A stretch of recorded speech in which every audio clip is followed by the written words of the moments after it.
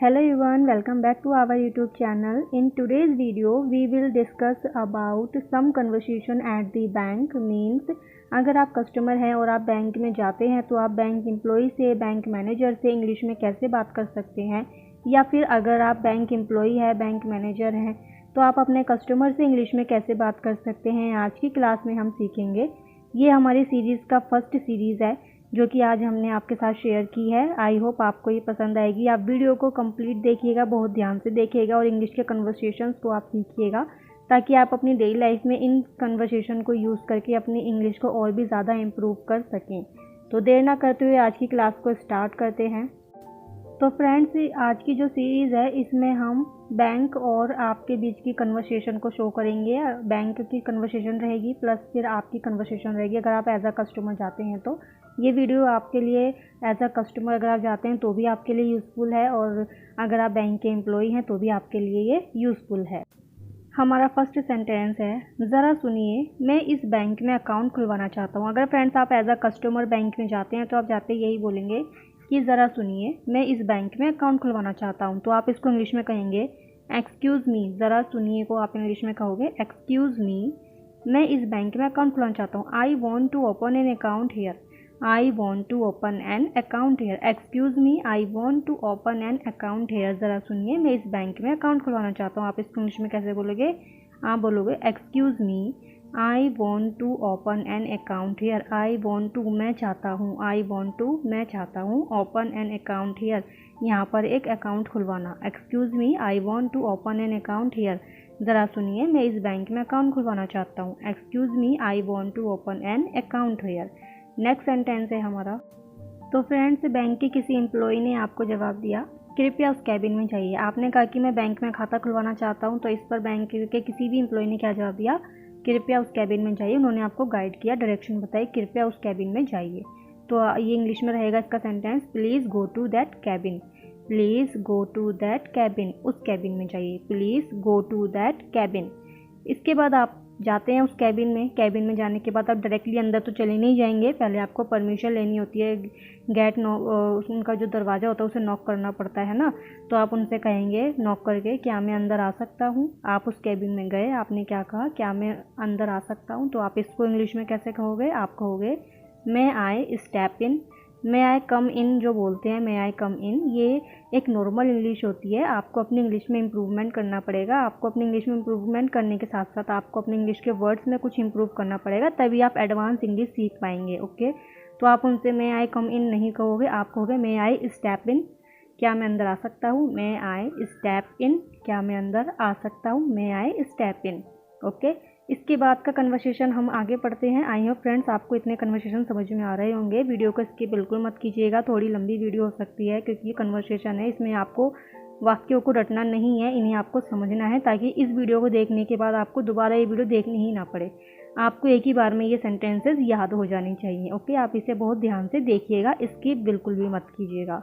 अब हम next conversation पढ़ते हैं। आई होप इतना आपको समझ में आया होगा। अब आपने फ्रेंड्स कहा कि क्या मैं अंदर आ सकता हूँ। उसके बाद बैंक का रिप्लाई रहेगा, जी हाँ बताइए, मैं आपके लिए क्या कर सकता हूँ। जी हाँ बताइए, मैं आपके लिए क्या कर सकता हूँ। अब आप इसको इंग्लिश में कैसे बोलोगे? आप कहोगे yes please what can I do for you. Bank ने क्या कहा? Yes please what can I do for you. जी हाँ बताइए, मैं आपके लिए क्या कर सकता हूँ। Yes please what can I do for you. Next sentence अब पढ़ते हैं। आपका रिप्लाई रहेगा, मैं यहाँ खाता खुलवाना चाहता हूँ और बचत खाते के लिए कम से कम कितना जमा करना पड़ता है। बैंक ने आपसे कहा कि हाँ बताइए, मैं आपके लिए क्या कर सकता हूँ। तो आपने बताया कि मैं यहाँ खाता खुलवाना चाहता हूँ, बचत खाते के लिए कम से कम कितना जमा करना पड़ता है। तो आप इसको इंग्लिश में कैसे कहोगे? आप कहोगे I want to open an account here. I want to open an account hair.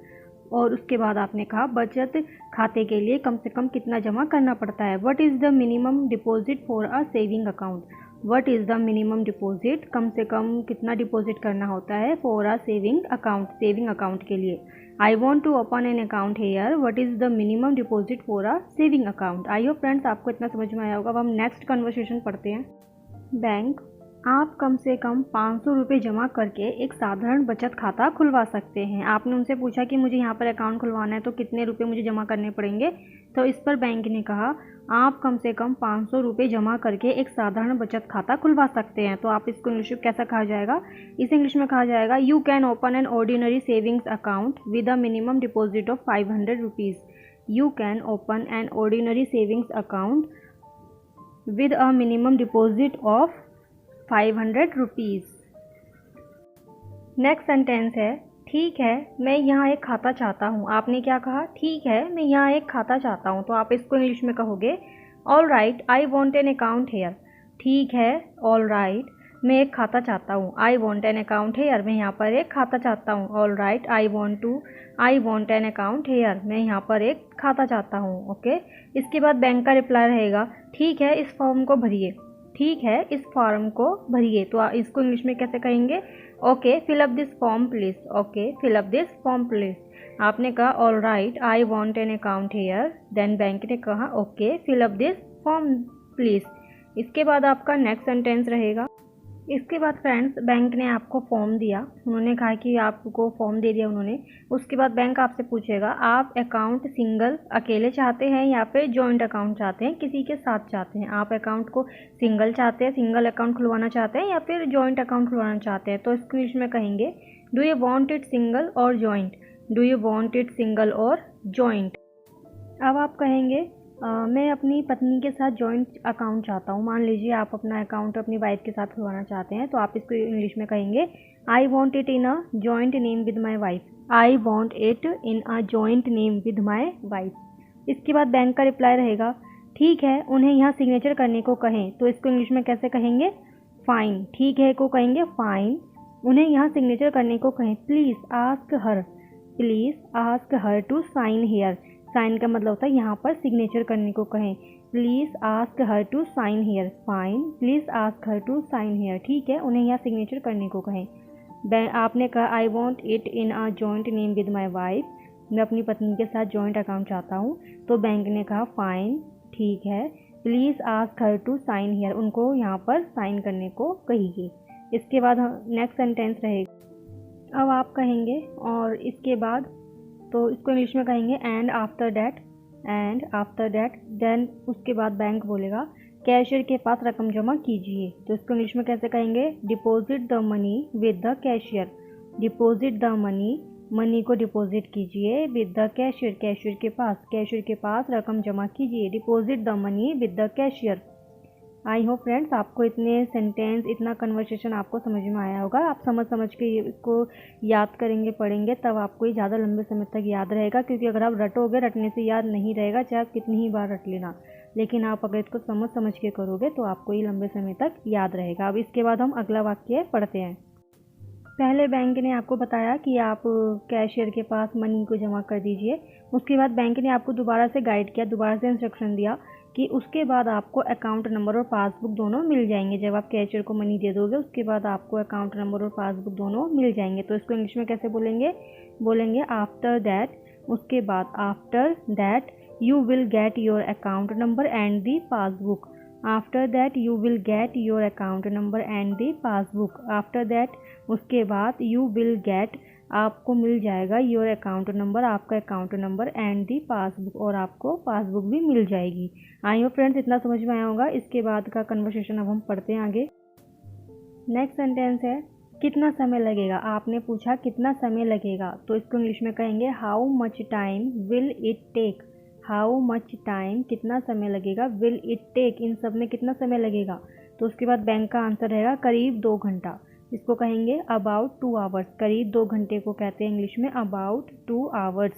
इसके बाद आप कहेंगे ठीक है बहुत बहुत धन्यवाद। All right thank you very much. All right thank you very much. तो फ्रेंड्स ये पूरी कन्वर्सेशन बैंक की कन्वर्सेशन थी। इन सभी वाक्यों को आप ध्यान से पढ़िएगा और बहुत ही ध्यान से पढ़िएगा, समझिएगा और इन्हें याद कीजिएगा। इस वीडियो को आप 2 से 3 बार ज़रूर देखना। देखने के बाद इसको, इन सभी वाक्यों को याद करने के बाद एक बार आप बैंक में जाके कुछ वाक्यों, कुछ सेंटेंसेस को बैंक में जाके इंग्लिश में ज़रूर बोलना। अगर आप इन कुछ सेंटेंसेस को इंग्लिश में बोलोगे ना बैंक में जाके, मेरी गारंटी है आप जब अपने घर वापस आओगे ना, आपको अपने अंदर कुछ अलग ही कॉन्फिडेंस दिखेगा। अगर आपको इतना यकीन नहीं है तो आप इन सभी वाक्यों को रटने के बाद एक बार बैंक में जाकर इंग्लिश में थोड़ी बहुत बातचीत ज़रूर कीजिएगा बैंक एम्प्लॉय से, जो भी अगर वहाँ पर बैठे रहते हैं उनसे।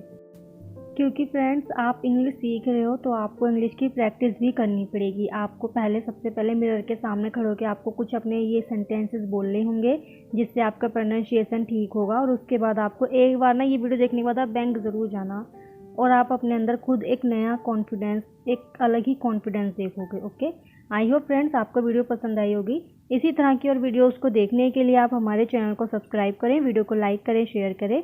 मिलते हैं अब नेक्स्ट वीडियो में। Bye bye, take care.